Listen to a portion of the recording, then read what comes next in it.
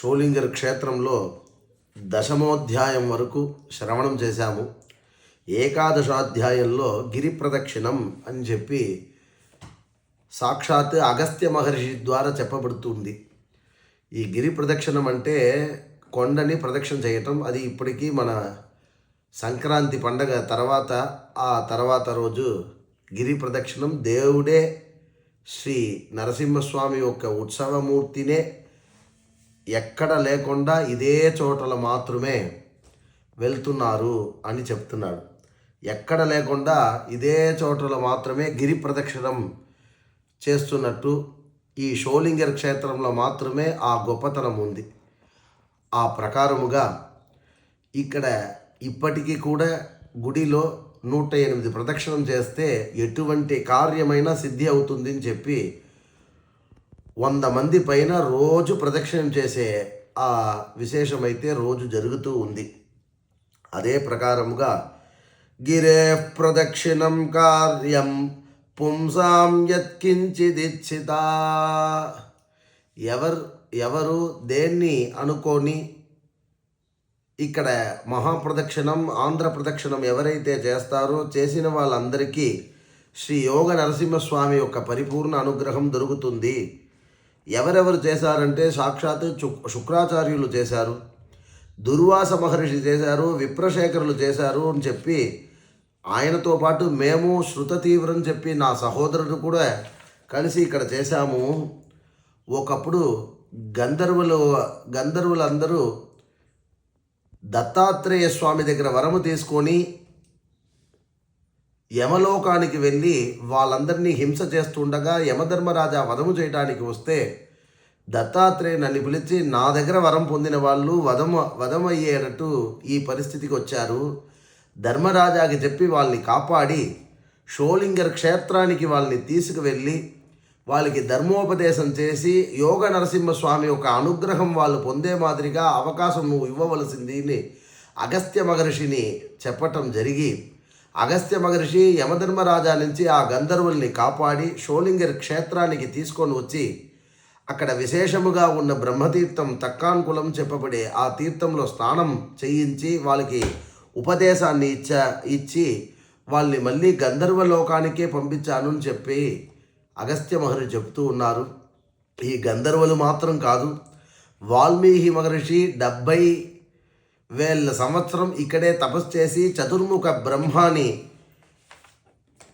బ్రహ్మ యొక్క పరిపూర్ణమైన ఆశీర్వాదాన్ని ఇదే చోటలో పొందారు అంటున్నారు. ఏమి నరసింహస్వామికి చతుర్ముఖ బ్రహ్మకి ఏ సంబంధం అంటే ఇక్కడ నరసింహస్వామి క్షేత్రంలో ఏ దేవుడి కోసరం ఏ పుణ్యకార్యం చేసినా అది చాలా రెట్లుగా ఎంచలేని విశేషముగా ఫలితం ఇస్తుంది అని చెప్పి చెప్తున్నారు. కాబట్టి ఇక్కడ తపస్సు చేస్తే చాలా విశేషమును చెప్తున్నారు. అదే ప్రకారముగా రామచంద్ర స్వామి యొక్క రామాయణ కావ్యాన్ని నువ్వు రచిస్తావు అని చెప్పిన చోట కూడా ఇదే అని చెప్తున్నారు. మంత్రపూతం జలం గృహ్య కమండలు ముఖాచ్యుతం. ఈ కమండలు నుంచి బ్రహ్మదేవుడు ఆ జలాన్ని ప్రోక్షణం చేసి వాల్మీకి మహర్షికి ఈ వరాన్ని ఇచ్చిన చోట ఇదే. శ్రీలంక అని చెప్పబడే ఆ లంకలో నుంచి ఔర్వ మహర్షి శృతకీర్తి అని దంపతులు పుత్రప్రాప్తి కోసం మహాలక్ష్మి సమేత మహావిష్ణుని ఆరాధింపచేస్తూ ఉంటే ప్రసన్నమయ్యి ఘటికాచల క్షేత్రంలో హనుమత్పర్వతో నామే తత్రాస్తే మమ వాసభూః చతుర్దశాస్య శృంగాని ప్రసేవ్యంతే సురర్షిభిః తేషు ద్వే శిఖరే రమ్యే సనకాది నిషేవితే తత్ర దక్షిణ శృంగాగ్రే మమైవ భవనం విదుః పురాహం పార్తితో దేవైర్ హిరణ్యనిధనేచ్ఛుభిః సింహరూపం సమాస్తాయ మయా తస్య వధః కృతః. హిరణ్యకశిపుని ఒకప్పుడు వధము చేసిన సింహరూపం చేసిన నరసింహమూర్తిగా నేను హిరణ్యకశిపుని వధము చేసి నా కోపాన్ని తగ్గించడానికి కోసరం ప్రహ్లాదుడు నా గురించి శ్రీమద్ భాగవతంలో శ్లోకము చేసినందువల్ల యోగ నరసింహగా అదే ఘటికాచల క్షేత్రంలో హేమకోటి విమానంలో తత్ర హేమకోట్యాం విరాజతే, హేమకోటిలో లోపల ఎంత సాన్నిధ్యంతో ఉన్నానో అదే మాదిరిగా విమానంలో కూడా సాన్నిధ్యంతో ఉండి అక్కడ తపస్సు ఎవరైతే చేస్తున్నారో వాళ్ళందరికీ అనుగ్రహం చేస్తున్నాను. అక్కడ అత్రి మహర్షి తపస్సు చేస్తున్నారు. అత్రి మహర్షి ఒక ఆశీర్వాదం మీకు దొరికినట్లయితే అక్కడ మీకు మంచి పుత్రుడు కలుగుతాడని చెప్పి ఆశీర్వాదం చేసి ఈ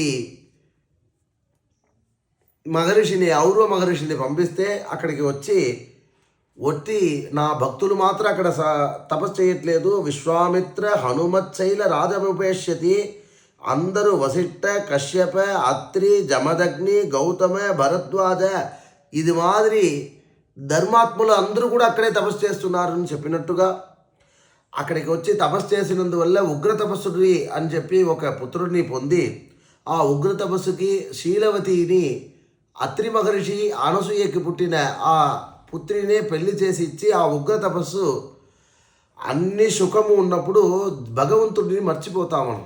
అన్ని సుఖం ఎవరికి ఉంటుందో వాడేం చేస్తాడంటే సుఖం ఉన్నప్పుడు మన వల్ల జరిగింది అనుకుంటాడు, కష్టం వచ్చినప్పుడు దేవుడు ఇచ్చాడు కష్టం అనుకుంటాడు, మనం చేసినాము అని అనుకోడు.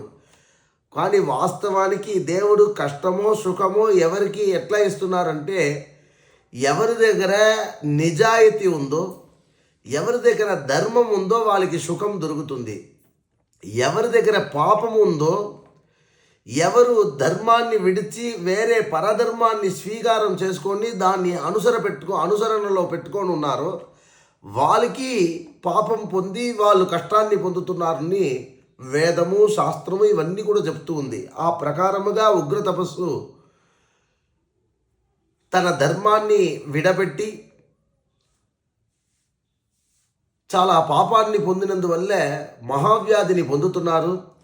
మహావ్యాధి వచ్చిన శీలవతి తన పతికి, తన భర్తకి చెయ్యవలసిన శుశ్రూషను చేసి భగవంతుడిని ప్రార్థన చేసి ఈ మహావ్యాధి నుంచి మమ్మల్ని కాపాడు అని అంటున్నారు. ఆ సమయంలో ఈ మహావ్యాధిని కాపాడడానికి భగవంతుడు కొంచెం కృప చేసి అశరీరి వాక్కు పలుకుతున్నాడు ఆకాశం నుంచి. ఇక్కడి నుంచి ఘటికాచల క్షేత్రం చెప్పి షోలింగర్ క్షేత్రంలో హనుమత్ పర్వతంలో చెప్పబడే హనుమత్ పర్వతంలో అమృతవల్లి సమేత యోగనరసింహస్వామిగా భగవంతుడైతే ఉన్నారు. ఆ భగవంతుడిని పోయి అక్కడ ఉన్న బ్రహ్మతీర్థంలో వజ్రతీర్థంలో పోయి స్నానము ఆచరించి ఆ భగవంతుడిని పూజ చేసినట్లయితే మీకు వచ్చిన ఈ మహావ్యాధిని పోగొట్టి దీర్ఘాయుస్సు కలుగుతుంది అని అశరీరి వాక్కు పలకగా అక్కడి నుంచి బయలుదేరిన శీలవతి తన దంపతులకు బయలుదేరి వెళ్తున్నప్పుడు ఈ ఘటికాచలం రావటానికి ముందే సూర్యాస్తమనం వచ్చేటప్పుడు, సూర్యాస్తమనం ఉంటే మనకి వెలుతురు ఉండదు, మనం ఎట్లా షోలింగర్కి వెళ్ళేది అని చెప్పి ఈ సూర్యమస్తమే నేను పతివ్రత అయినది నిజమే అయితే ఈ సూర్యాస్తమనం అవ్వకూడదు అని చెప్పేస్తారు. సూర్యుడు కాలపురుషుడు, సూర్యుడు జరగకుండా ఉంటే రోజు పోదు. సూర్యుడిని పెట్టే ఈరోజు డిసెంబర్ 16వ తారీఖు 17వ తారీఖుని చెప్పుకుంటున్నాం మనం. విశ్వావసు వర్షం ఇవన్నీ సూర్యుడి యొక్క ఆ చలనం వల్లనే తెలుసుకుంటున్నాం మనం. ఆ సూర్యుడు అలా చలనం అవ్వకుండా ఒకే చోట నిలిచిపోతే సంధ్యావందనం ఆచరించే మహర్షులందరూ సంధ్యావందనం చెయ్యలేరు. ఎందుకంటే సంధ్యావందనానికి సూర్యుడు ఎక్కడ ఉన్నాడో అక్కడే సంధ్యావందనం చేయాలి. ఆ సమయంలోనే సంధ్యావందనం చేయాలి. సంధిలో అంటే పగల్ ఆ తర్వాత రాత్రి 2 కాకుండా ఉండే సాయంకాల వేళలోనే సంధ్యావందనం. ఆ సంధిలోనే చేసే వందనం కాబట్టి దానికి పేరు సంధ్యావందనం అని పేరు. ఆ వందనము చేసేటప్పుడు అర్ఘ్యప్రదానంను ఒకటి ఆచరిస్తారు మహర్షులందరూ. అర్ఘ్యప్రదానాన్ని గాయత్రి మహామంత్రాన్ని చెప్పి ఆ అర్ఘ్యప్రదానం వదిలినప్పుడు సూర్యుడి యొక్క పనిని చెయ్యకుండా ఉండడానికి ఋషులతో అందరూ ఈ అర్ఘ్యం వదిలేటప్పుడు వజ్రాయుధ సహస్పృశన్ని ఆ వజ్రాయుధముగా బయలుదేరి ఆ అర్ఘ్యప్రదానం ఆ అసురుల చేత వచ్చే విఘ్నాన్ని పోగొట్టే ఆ కార్యక్రమం అయితే రోజు జరుగుతూ ఉంది.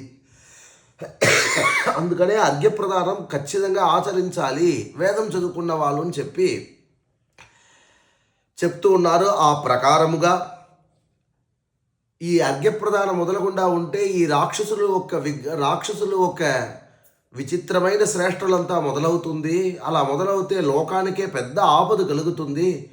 నీ ఒక కుమార్తె అయిన శీలవతిని తన ప్రతిజ్ఞని మరల తీసుకోమని చెప్పు అని చెప్పి అనసూయని పోయి ప్రార్థన చెయ్యగా, అనసూయ వచ్చి సూర్యుని ఆపడానికి రాదు, సూర్యుని ఆపటం చాలా తప్పు అని చెప్పి సూర్యుని ఆపిన ఆ విశేష ప్రతిజ్ఞని మరల తీసుకోవటం జరిగి ఘటికాచలాన్ని చూపించి అక్కడ ఉన్న వజ్రతీర్థంలో స్నానము ఆచరించి వజ్రీకృత శరీరోభూత్ శీలవత్యా మనోహర వజ్రపుష్కరణీమేత్య యస్నాతి సహ భార్యయా సపుత్రవాన్ చిరాయుస్తు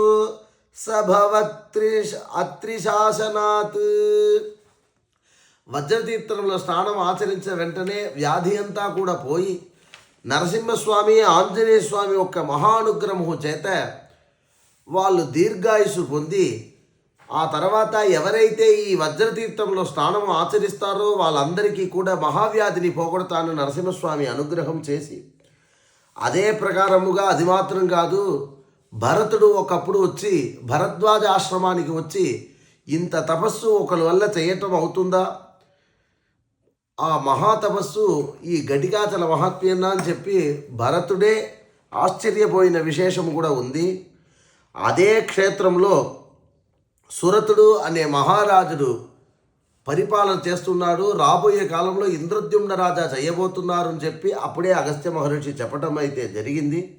ఆ ప్రకారముగా సౌరిమివ పురీం తత్ర రక్షతి పురీమిమాం తత్ర భక్తోచిత ఇతి ప్రథాం కృత్వా సహశ్రియ శ్రీదేవి భూమిదేవి సమేతంగా శ్రీ భక్తవత్సల స్వామిని సప్త ఋషులు అందరూ కలిసి చైత్రం వైశాఖం జ్యేష్టం ఆషాఢం మార్గశీర్షం మాఘం పాల్గుణం ఇటువంటి విశేషమైన మాసంలో ప్రతి పక్షంలో ప్రతి దినంలో విశేష కార్యక్రమం అందు ఆ విశేష కార్యక్రమంలో జరిగేటప్పుడు ఈ ఉత్సవాలు అన్నిటిని కూడా ఆచరించడం అయితే జరుగుతుంది.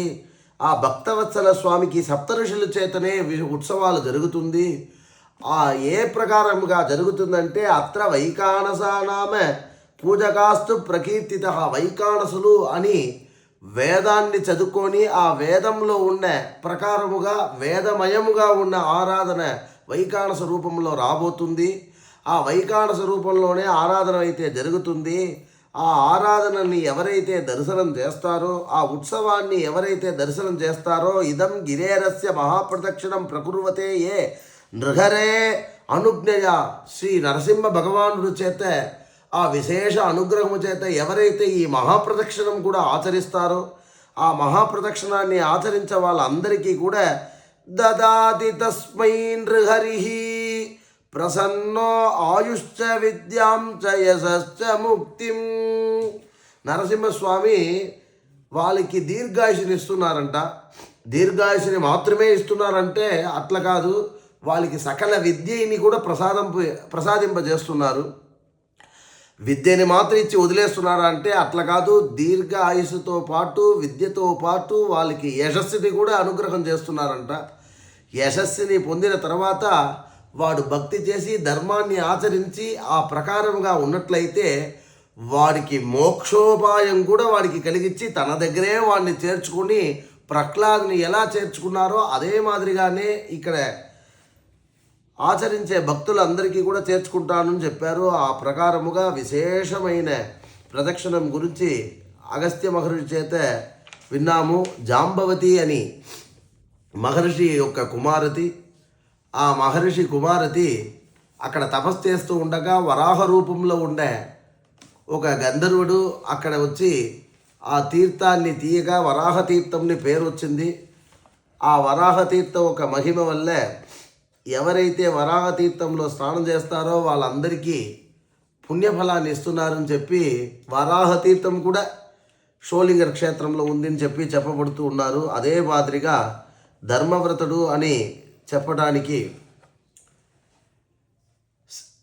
పులి రూపంలో ఉన్న ఒక గంధర్వుడు కశ్యప మహర్షి ఒక ధర్మపత్ని తన పతి కోసం పండంతా సేకరించి ఆ కశ్యప మహర్షికి తీసుకొని వెళ్ళడానికి సిద్ధమవుతూ ఉంటే పులి రూపంలో ఉన్న ఒక పులి మనుష్య గొంతులో మాట్లాడి నాకు ఈ పండులో నువ్వు పెట్టాలి, నాకు ఆకలి అయితే వేస్తుంది అని చెప్పి అడగగా ఈ పండు నేను ఖచ్చితంగా నీకు ఇస్తాను, మా భర్తకి సమర్పణ చేసిన తర్వాత నీకు ఇస్తాను అని చెప్తే తన పూర్వజన్మ కథలో నారదుడి ఒక శాపం వల్ల నేను ఈ భూలోకంలో పులిగా తిరుగుతున్నాను, ఇక్కడ పుండరీక తీర్థముని ఒక తీర్థం ఉంది, ఆ తీర్థంలో స్నానము చేసినట్లయితే ఈ పులి వేషాన్ని నేను వదిలి మళ్ళీ గంధర్వుడిగానే అవుతాను, అది ఇటువంటి కశ్యప మహర్షి ఒక ధర్మపత్నిని ఎప్పుడు నువ్వు చూడబోతున్నావో అప్పుడు నీకు ఈ కథ అంతా గుర్తుకొచ్చి శాప విమోచనం నీకు కలుగుతుంది అని చెప్పినట్లుగా నాకు శాప విమోచనం ఇప్పుడు దొరికిందని చెప్పి ఆ పుండరీక తీర్థంలో స్నానము చేసి శ్రమం హరంతి దత్రేయ మారుత భవ్యగంధిన గైరి ప్రదక్షిణం కూడా అక్కడ చేసి ఆచరించి ఆ గంధర్వుడు తన గంధర్వ లోకానికి వెళ్ళారని చెప్పి పుణ్యమైన చరిత్రం, విశేషమైన చరిత్రం 14వ అధ్యాయం దాకా ఇంతటితో కథ పూర్తి అవుతుంది. షోలింగర్లో ఉండే తీర్థం 100 తీర్థం పైగా విశేష పుణ్యతీర్థము ఉంది.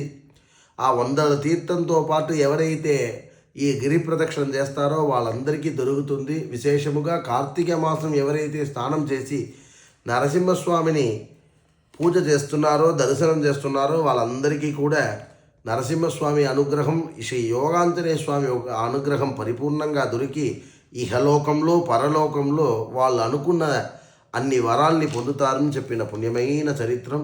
అందరికీ శ్రీ యోగా నరసింహస్వామి యొక్క పరిపూర్ణ అనుగ్రహం ఉండవలసిందిగా ప్రార్థిస్తున్నాను.